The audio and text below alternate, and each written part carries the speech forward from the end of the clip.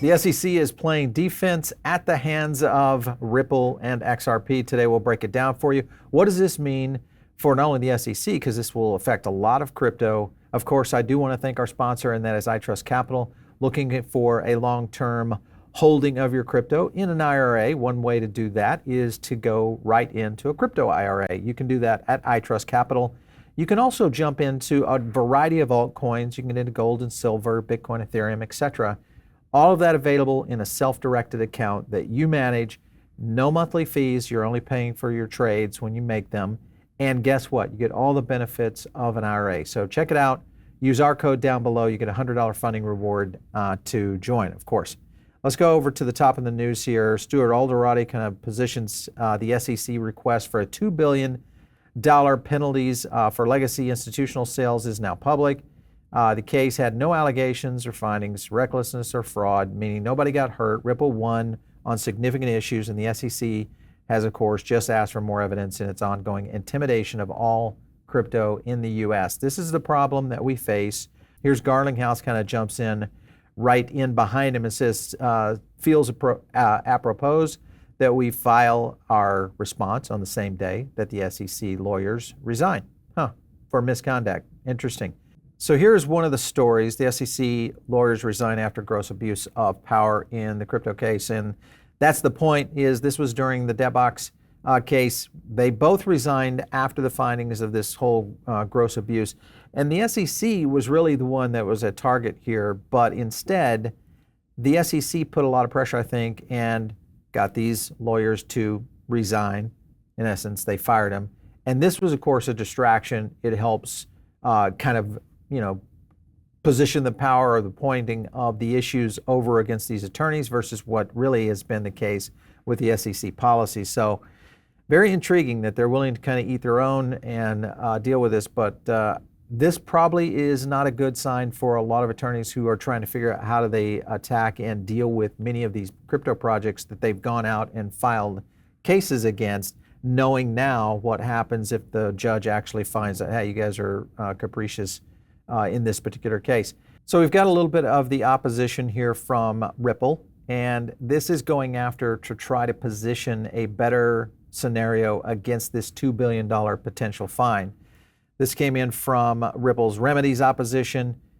This is interesting because the SEC errs in contending that the mere possibility of future violations is enough for the injunctive release. So they're looking at the potential for damages down the road, even though there was no victim, that there's still a potential here that could drive in an injunctive relief to the $2 billion.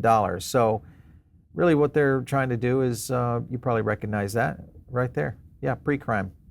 Just catch them before it ever happens. That's a great ruling, I think, overall. Further in the document, the SEC's delay undermines its claims. So if this was such an important situation, the court could also take into account the SEC's own conduct in assessing its request for injunctive relief. And this was all these delays that came constantly, one after another. If that was in fact the case, that injunctive relief needed to be done, why were we seeing all these delays? And of course, that being the case, Ripple had a good position there. Further into his document, the SEC errs in contending that the injunction is warranted by supposed failures to accept responsibility or show contrition. And if you look further into the document here on the next page, and this is, I know this is getting into a lot for you guys, but Chairman pronounced himself disappointed, meaning Gensler, with the court's ruling about the investors in the context of Ripple's fair commitments in no way support an injunction. So back to the point is that it's kind of flipping the script here onto the SEC overall. Further into this was the SEC on the amount of fines that they've done before. One, of course, was the $6 million fine against Goldman Sachs, $7 million against Citadel, and another $6 million against Merrill Lynch. And if you look further in the document, it goes into some of the other crypto projects that actually were bad guys. These were fraudsters out there. You've got a couple of scenarios. Block 1, $24 million, Genesis Global Capital, $21 million. All of those were real problems, okay? And even they ended up in around the 20 million range. So taking all of that into consideration, The case for, of course, Ripple is saying that the penalty should be no more than 10 million, which would reflect about, X% of Ripple's actual revenues, which is interesting because this is higher than the Goldman Sachs, higher than, or I would say appropriate to what has been happening with the real bad guys, as opposed to the case that they lost that nobody got hurt in. Very intriguing positioning here, I think, from Ripple, but also how the SEC and the judge is going to respond to this. So the key here is that the SEC is getting pelted. They're getting all sorts of lawsuits starting to move into them. One, of course, is crypto lobbyists, the Blockchain Association, and Crypto Freedom Alliance of Texas now, of course, are starting to broaden their approach on the SEC with a lawsuit.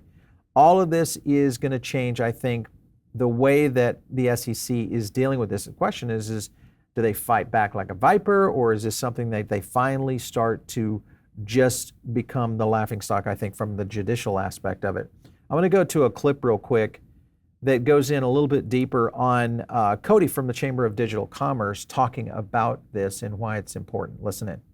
They will bring in Gensler for an oversight hearing. This is the House Financial Services Committee. They're likely targeting sometime this spring or maybe early summer before the August recess. So there will be an opportunity to see Gensler have to answer questions on all of his regulatory activity as it relates to digital assets, enforcement actions.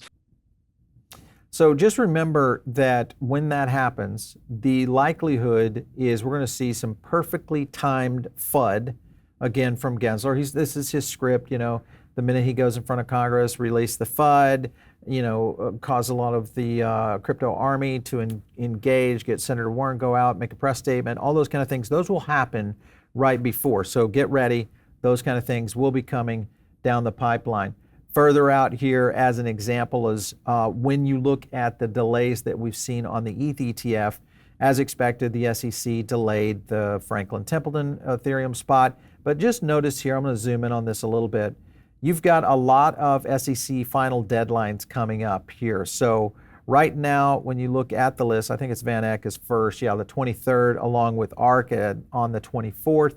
And on the end of May, you got Hashdex, and then it moves into June and July, all the way into August for what's happening with iShares and Fidelity. But the point being is that they're not going to be able to run and hide from this. We're going to start to see a lot of initiatives, I think, not only from legal action starting to take enforcement, but also from the potential situation, especially from the political landscape, which could get very interesting. This is a clip that goes a little bit further into this. Perry Ann's talking about this from the Digital Chamber of Commerce on really what's important on this next election. Listen in. So much attention is always on the presidential election, but really, I think the battlegrounds in the Senate elections might be even more important. Yeah, these Senate elections are extremely important. John Deaton is a very strong contender against Elizabeth Warren. There's a lot of opinions. Can anyone beat Elizabeth Warren given the stronghold she has? I've chatted with Hester Peirce a number of times talking about, I really hope we don't have to go through the same song and dance of a lawsuit to get an approval for ETH ETFs, the same way that it had to happen with Grayscale in their battle versus the SEC for Bitcoin ETFs. And yet here we are approaching the deadline at the end of May, and it seems as if that's exactly what's going to play out again, which, I mean, how disappointing is that as someone who really has been at the forefront of defending the industry? The courts and the legal process have really been the last bastion of hope. I think the biggest risk are these political risks. A lot of times they don't make sense. There's not like logic and common sense that go into political attacks, and they're not stopping. So the biggest worry that I have is essentially this piece of legislation that Senator Elizabeth Warren is spearheading. I've dubbed her the #1 crypto lobbyist because she has secured and convinced 20% of the US Senate to join her in taking the position of completely banning crypto in the United States altogether. So while this bill likely would not be passed into law this year, given how the House is currently structured, The fear is that, what about next year? There's an election at the end of this year. We don't know who's going to be the chair of each committees, but there is no guarantee that we would be able to set up a blockade like we have currently. So if the political pieces fall in the right place, could a bill like this pass into law? Absolutely, which is why we need to send that clear message to Washington to ensure this type of proposal never resurrects again. How crippling would that be, though, if it were that case? It would be absolutely devastating. So it also bans self-hosted wallets. You could not operate a self-hosted wallet legally. Now, arguably, this is, the enforceability of this is extremely questionable, and the first thing we would do is mount a massive legal action to counter all of this. Yep. But what type of business can operate in that type of environment? If you have legislation enacted that said you can't do this, but then you've got litigation underway, it's not a favorable business environment. Yep. So it would completely devastate the industry. So Perianne is right. The impact on the industry as a whole would be maybe in a position that it could never be recovered from, at least in maybe the next decade. So this is a super critical time. This is the time in which, if we don't actually change the lawmakers, the people that are in your own communities that are, you really need to understand what their position is, because if you're in the United States today, we are at real risk here. And that, of course, has continued to show just in the consistency of Senator Warren, what she has done, and also just the consistency of what DC has been able to do.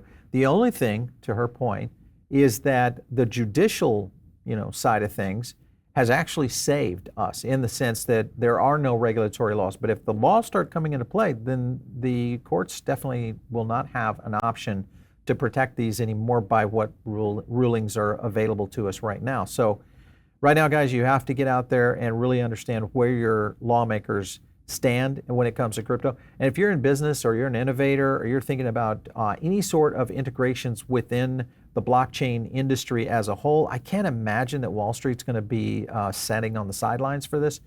It is going to be a bloody late fall here for sure. So make sure, and of course, let us know.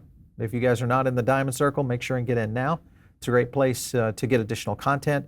And of course, if you want to catch me out there on X, let me know your thoughts on this. Just catch me at Paul Barron. We'll catch you next time right here on TechPath.